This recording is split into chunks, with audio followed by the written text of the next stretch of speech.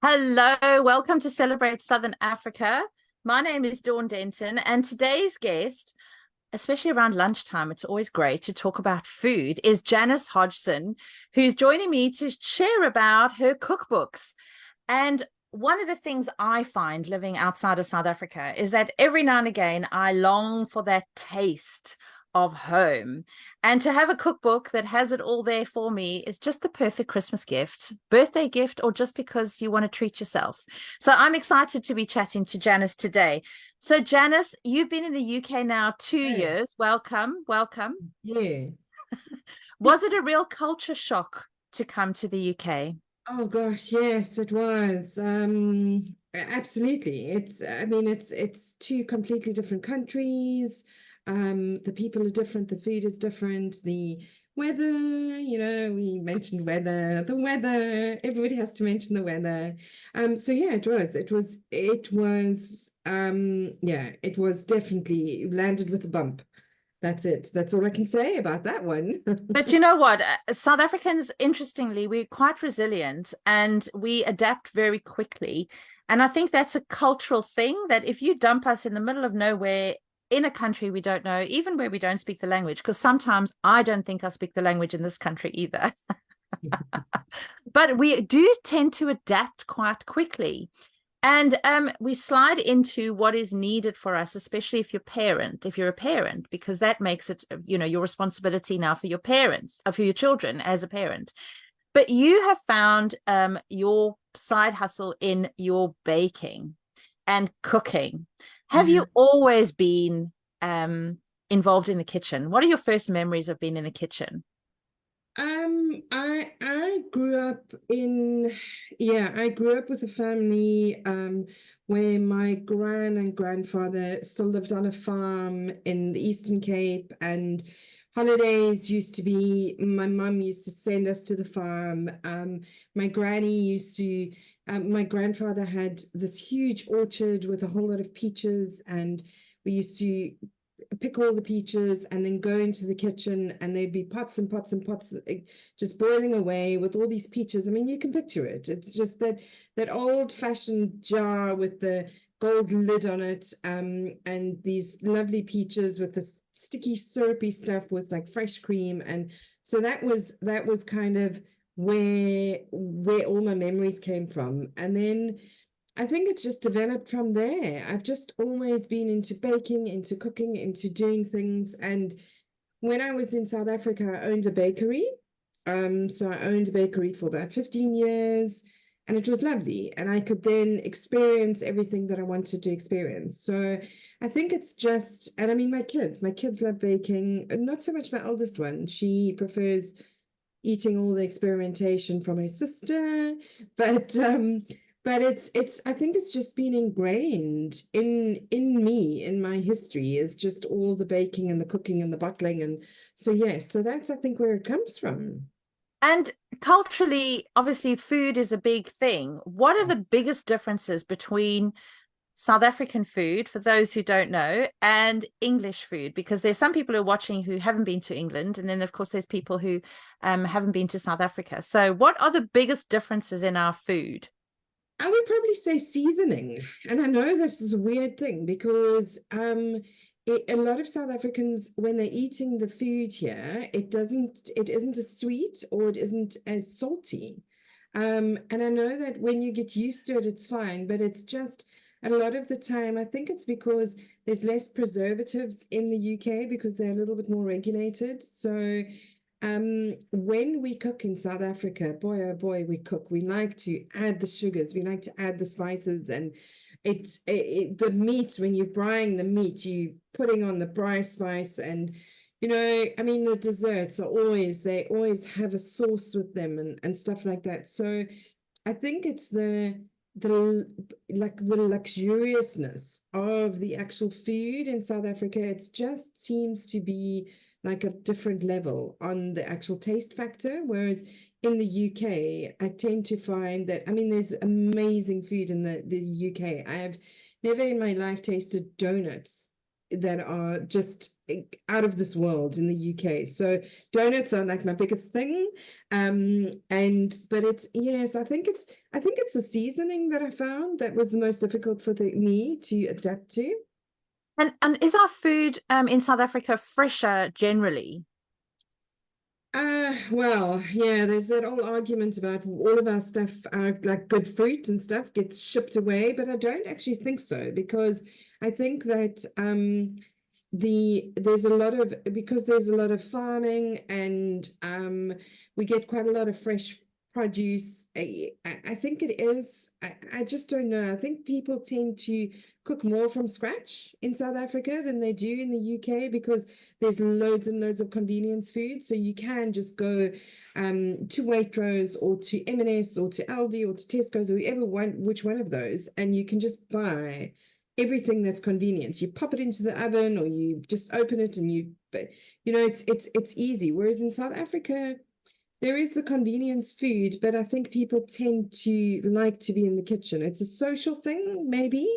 Yeah, it's everybody's social, everybody's putting the salads together, everybody's kind of the pudding is cooking as you're busy eating. So I think maybe that's why the impression is that the food is fresher, because you tend to cook from scratch more. Yeah. Yeah, and also I think the architecture in South Africa is, open plan. So people are the kitchen is part of the house and the living space, whereas most of the kitchens in the UK are a separate room. So if Yeah. you're cooking for people, you're on your own in the kitchen and everyone else is socializing. Yeah, and the kitchens are tiny. They're really, really tiny. I'm lucky with the house that we live in. My kitchen is quite a social space, which is great for me, because if people come over, then I don't feel as though I'm stuck in the kitchen, because that is generally where I gravitate to. But it's great because I can socialize a little bit. But it is true. It is like the kitchens here are generally a small room where you kind of just get what you have to get, and then you serve it to whoever's coming over. And because the weather is a little bit cold at times, you tend to spend quite a lot of time indoors. And when you're socializing, it's normally smaller groups. Whereas in South Africa, we tend to just like bring Open whatever. house. Right? Yeah, it's open house. People are just coming and going, and so it's quite, the food there is quite a lot more social to the food that we have here. Yeah. And so and why did you decide to put all your favorite recipes into cookbooks? You know what, I tried probably about 10 years ago. I tried originally to write a recipe book. Life was just crazy. My kids were younger. Um, then at the beginning of this year, I mean, I've only been here for 2 years, but after we'd now settled in the UK, I was part of every single Facebook group, every single Safa group, and constantly people are asking, has anybody got a great Malva pudding recipe that uses British ingredients? Has anybody got a fudge recipe that works with British ingredients? So I kind of sat back and thought, you know what, I have mountains of recipe books, and I've got mountains of recipes that I've created or changed or amended or did things to with having the bakery and having the food industry knowledge. And I just thought, that's it. That's what I'm going to do. So I've started, and my first book is out, Amarula Dreams, and it's amazing. It's got all the desserts, all the tarts, all the everything. And the great thing about it is the first page is your alternatives. So it gives you the South African recipe, it gives you the South African ingredients, and then the British alternative. So you kind of look at the recipe and you go, okay, fine, right, that's it. So you don't, I mean, I'd love everybody to buy the recipe book, but there are the alternatives, and then in the recipes themselves, I've actually used the alternatives. So I haven't actually then, you don't have to write all over the recipe to say, right, this is it, let's change it to this one. And I have found that there is definitely a difference to the ingredients that you get here. They are definitely made differently. I mean, if anybody's ever tried to make Yorkshire pudding in South Africa, they don't work because the flour is different. But if you make Yorkshire pudding here, you can use whatever flour you want to, and your Yorkshire pudding will be amazing every single time. but it's just because that's what it is. It's a Yorkshire pudding. It's you're in the UK, but that's why I just decided that's it. And so now I sit over the weekends and it's lovely and it's amazing. And I've got all of my recipe books around me and I make myself a lovely cup of coffee and I write recipes. That's amazing. But now you have to try everything again because some of those recipes, of course, you haven't made for a while. Do you find that you have to make them a load of times and you have to eat a lot? Yes, I do. I tend to take a lot of stuff to work, which is great because I have a full-time job and in my office, weirdly enough, there's only one other South African. And I say weirdly because we're kind of all over the show. But it's actually quite a treat for everybody in the office because I'm constantly bringing stuff in and they're going, okay, what is this? And I say to them, well, it's a peppermint crisp tart. And you kind of say that as though everybody should know what a peppermint crisp tart is. And they're like, okay, first, please explain what is peppermint crisp and like what is Orly whip and what is this? And I'm like, okay, so I've changed that to this ingredient and this is what. And so, yes. And then my best friend also lives here and she's been my best friend for like too many years to mention. We're going on to like 35, 40 years. We've known each other for years and years. And her and I often alternate and she makes some of the recipes and then I make some of them. And yes, and so she hates me for it because she will bake something and then she'll have like one slice of something and then she's like, what am I going to do now? What on earth am I going to do with the rest of it? So yes, she's hating me because the dieting isn't working, but No. my recipes are doing great. So do you just make them yourself or do you have other people like beta people to make the recipes? Or yours are tried and tested so you kind of know that they work? Yeah, mine are tried and tested through many, many years of making them. But often when I do when I come across a recipe, because what often happens is that like at the moment I'm busy working on my third book, so it's lunches and suppers. And so you have something, so there'll be, for instance, if I'm making fat cook with like a mince filling or something like that, or if I'm trying a different kind of filling that I haven't actually tried before, then I have to try it, or otherwise I'll ask somebody else I'll give them the recipe and I'll say, how easy is this recipe to use? Did the ingredients work? Did this work? And so, yes, there's often times that I do that, but it's not very often because of the fact that these are my recipes. These are the recipes, and these are the recipes that your granny or somebody else's granny has tried and tested, and all it is taking those ingredients and just changing them up a little bit and making them maybe a little bit more modern, using readily available ingredients that we have here. So yeah. And do you think that that young people are not baking enough? I mean, you were making mention of your daughter, one daughter loving it and the other one is not so much. But how do we get young people inspired in the kitchen? Because it really makes a difference it's a social thing to do. It's doing with your hands. It's also feeding yourself and you can make better choices when you bake it and cook it yourself. So how do you think we can get young people involved?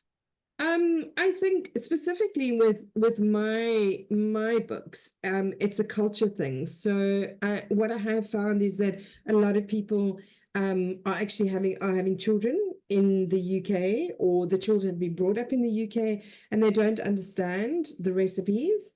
And a lot of my friends that have bought the recipes, the recipe books, kind of look at it as a teaching them about the culture, teaching them what a milk tart is compared to like when people milk tart. It's like, or even like something like a Cremora tart. It's like, what on earth is that? Because they don't know. So I think it's a little bit of a learning, it's teaching them. But then it's also, what I have found is that often at the schools when you have culture day, it's also lovely for them to then make these things to show them this is what our culture is all about, because I do think that it's not so much as getting them into the kitchen, but it's actually letting them just know more about our culture. So that was kind of my thing, is to try and make it fun and teach the kids about the culture and get them into the kitchen and get them making the Malva pudding for granny that's coming over to visit them, because it is what it is. Yeah. That's a wonderful idea. I really like that. And to try and engage the children, not just but maybe the culture of their parents or their grandparents. And I think that's really valuable. It's not just the process of the cooking. As we know, food is a lot more than just the cooking and the making. Yeah.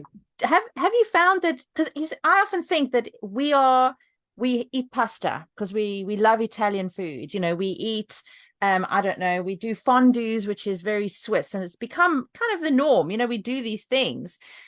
But there seems to be not enough that people want to bake and cook South African, and yet we'll buy Italian cookbooks and we'll buy Spanish cookbooks and we'll buy Japanese cookbooks.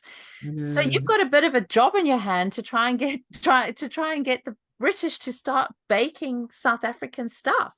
Yeah, I do. And I've started slowly. I've started by just trying to get the South African community in the UK to get on board with the books, and I've actually had such a phenomenal response. It's been lovely, because a lot of the people look at the books and go, "Oh, this is so nostalgic," and they're very cute, and they're whimsical, and there's story attached to every single recipe, and there's a story in the beginning of every book, telling about a little bit about South African history, a little bit about my history. And so I think it's one book at a time. Hey, one book at a time. So yes. And you could go to the granular level of one recipe at a time, even. Yeah. So tell us about, so the first book is all puddings and desserts, is that right? And cakes and things. Yeah. And second one? The second one is actually all sweets, weirdly enough, because the first book, I didn't have enough space, because the first book has got 55 recipes in, which is quite a chunky, so it's quite chunky. And if you think to yourself, it's desserts and tarts and things and ice creams, because I actually started writing it in summer, and I got given an ice cream machine from said best friend, because she decided that I needed to make some ice creams. So there's a big section on ice creams, because I did a lot of ice creams. But the second one is to do with it's got fudge, brownies, and sweet treats. So you've got all the old-fashioned coconut ice, fudge. I think there's 12 different recipes for fudge. Wow. I think there's 15 different recipes for chocolate brownies. So it's like deep diving into all the different recipes. So the fudge ones in particular, there's 3 different types of vanilla fudge. So there's the one that you do in the microwave that everybody likes, and then there's the old-fashioned one that you do on the stove top, where you've got to mix and mix and mix and mix for hours and hours, but it's amazing. And that's the fudge that everybody's granny made. So that was the fudge that had to go into the recipe book. But then there's the easy one, that's the no bake, no microwave, no nothing, that you just kind of mix together with 3 ingredients. And then there's a little bit about jams as well, because it's about this particular book is about and the story behind this book is about preserving our culture. So I did a little bit of play on words with the preserving and the jams. So then there is how to make the apricot jam, how to make like the chili jam that we all grew up with, or there's even a recipe on making guava jam. But what I did find out is that, because obviously guavas are very, very difficult to find in the UK, and if you do find them, you're going to eat them. You're not going to make them into jam. You're literally going to eat them. So what I actually did is I played around with some flavor combinations, and if you mix strawberries and pears together, the flavor combination of that, when you've actually boiled it into a jam, is exactly like guava. Wow. Yeah. So the guava jam recipe that I've got in the book it's once again using alternatives. So if you are really craving guava jam, strawberries and pears. What a great idea. I know. And now the third one, what is the focus of the third one? The third one is lunches and suppers. So you've got all the suppers, like making the Shanghai steak, which I know that in South Africa, Shanghai steak is very Chinese, because you go to the Chinese shops. But weirdly enough, when you go here and you want to order Shanghai steak, it's not the same. It's definitely not the same. and then recipes on how to make fete koek. So everybody wants to make fete koek, and there's a gazillion recipes on, oh, you can buy pizza dough and you can do this and you can do that. And so I've also given like 3 different ways of making fete koek. It's also got lots of breads in it as well. It's got lots of supper dishes. So it's got the chicken dish that you use with apricot, the apricot juice that you put in. There's also like the Coca-Cola chicken that everybody likes. You know, it's, yeah, so Haven't had that in a million years. I know, but you see, when you hear all of these things, you kind of go, oh, I remember that. And it's all the like the sticky ribs recipes and the sticky chicken, and also so that is the third one. But then the fourth one, which is going to be lovely, is to do with all the braais. It's to do with everything to do with braais. So I'm completely inspired by all of these, and I can't put them all into one book. So it's just because there's just too many. So I'm having great fun. I'm Oh, well, that's the point. It's all loving about me. Like I often go, it's all about me. Like you guys can do what you like, but I'm having fun and I'm loving it. it. The good thing is that the second book is at the publishers at the moment, and it's getting printed, and that arrives next week. So I've already had pre-sales on that one, which is really, really good. So I'm loving that. And then the third book, I was hoping to get that one out before December, but it's just not going to happen because it's just, yeah, Christmas is just crazy. So in the new year, there's going to be loads and loads of movement because I'll have lots of time to write and to create and to do all sorts of things over Christmas. But yes, yeah. So That's it's all about having fun, I think. that's so exciting. It must be wonderful to hold your book after loads of work in your hand. No, yeah. Really? Oh, you Oh, I can't. love it. Oh, I love it. It's so much fun. I love the landscape as well. I think that's really lovely. Well, it was also that whole thing of how to make the book a little bit different. And it's meant to be cute, and it's not meant to be a huge big book that you put in your kitchen and it gets in the way because the kitchens are small. They're really small. So I needed to have something that was just small enough that you can put it in the kitchen.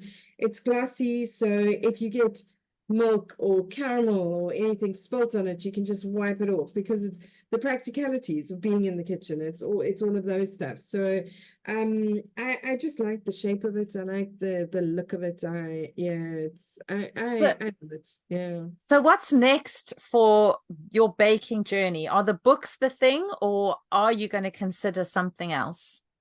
I think the books are going to be the thing for now. The baking, not so much. I tend to do it for fun now. I think it was so many years of having a bakery, so many years of being that person, being the mum. My kids are now getting older, so it's uni, and it's college, and I think it's a little bit more time for me to kind of just reflect and to kind of go, okay, right, this is it, this is where I am, and it's so much more fun. It's just because you're sitting and you're creating, and in my mind I'm making everything, and in my mind I'm creating it, and in my kitchen I get to create the stuff, and I do it because it's fun and not because I have to make 35 cakes in one day, and it's like, and 6,000 cupcakes, and so I think this is the direction, but I've said that before, and you just never know. Yeah, the universe is a crazy way of sending you in another direction. If Yeah. somebody hasn't baked for a long time, and because there's a confidence with baking too, you have to be confident enough to go, oh, it needs a bit more of this, or I can maybe try it next time with more of that or less of that. What are your top tips for someone to just get into the kitchen and start baking again, besides buying your book? I think the top tips are literally just to get into the kitchen, to take a recipe and to get into the kitchen. My kids and I, my eldest one, obviously we all know she doesn't really like the baking, but She does. Every now and again, she goes into the kitchen and she creates something, which is amazing. But what we do have is we've got this, the backsplash on the kitchen has got post-it notes on it. And the post-it notes are recipes, because I have a terrible habit of creating something and then not remembering what it is. So we have this special collection of post-it notes, which are just special recipes that we make on an ongoing basis. And sometimes it could be something like flapjacks or the crumpets like we know in South Africa.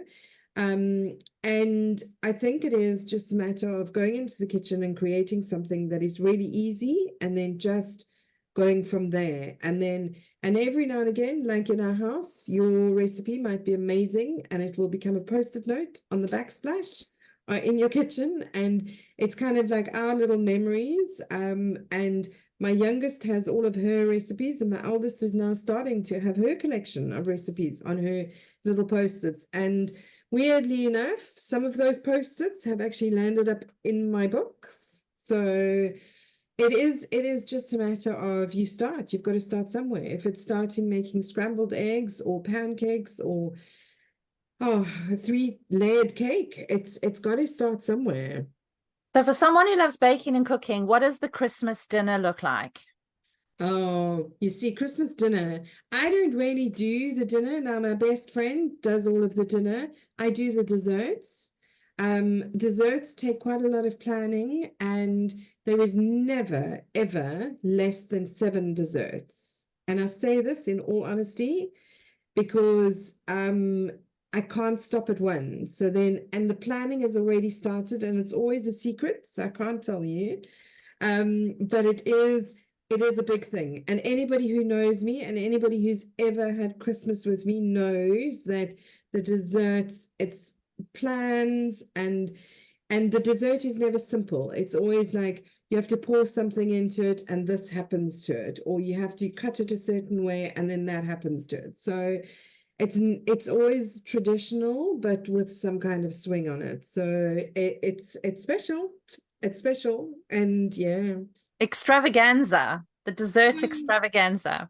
It is kind of, because in South Africa we obviously do Christmas a little bit different because it's warmer there, so you have a different swing on things, and it's normally like Christmas dinner and then you bring people over for a braai, and so it's a different thing.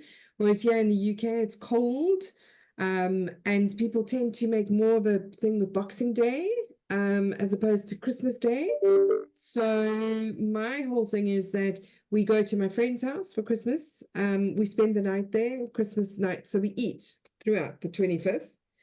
We go to sleep. We wake up on the 26th and we continue eating. Eat. It's just a table filled with stuff. And we just, whether it's having waffles for breakfast, or, I don't know, turkey for dessert, or it's just, yeah, it's a thing. Food fest. Yeah, it is. So tell us how people can get hold of you, and how they can buy this book, because we want to have it in time for Christmas gifts. Well, the website that I publish my books on is called JH Media Marketing. And you can find me on Facebook as well, and on LinkedIn and on Instagram. And then literally it is just going onto the website, you click, you do a couple of clicks, you make a payment, and within 3 or 4 days, the book arrives in your postbox. So it's so easy. I know, that's the beauty of buying things in this country. You know they're going to arrive. I know, it's lovely. I know, it is lovely. But it is literally, I've started doing all the advertising now for Christmas, because the other thing in this country is that everybody posts Christmas cards, and so it holds up the postage of everything else. Bloody Christmas cards, how dare you? I know, but it's a big thing. And so I have started saying to everybody that if you want the books, if you want to do a pre-order, then get it in, because I do small print runs, just because of the fact that if I want to add something into my books, I can quickly add it in. And so I've now done I think it's my last print run for the year. And then, so whatever books I actually have available are going to be sold this year. And then I'll start again in January. So yeah, get your orders in early. Get them in, get them in. Janice, it's so lovely to chat to you. I am absolutely dying to try all those recipes and to bring back all the memories of those recipes, because they all, like you say, they all have a memory and a story. But it's Yeah. really lovely to chat with you, and good luck for your Christmas eating. I hope that you do preparation leading up to all the eating on Christmas Day and Boxing Day, and for but you got to carry on until New Year. I mean, it's all about celebration. So Yeah. thank you very much for joining us and for sharing your story, and I look forward to Yeah. chatting to you in the new year about your next book. Thank you. Thank you so much.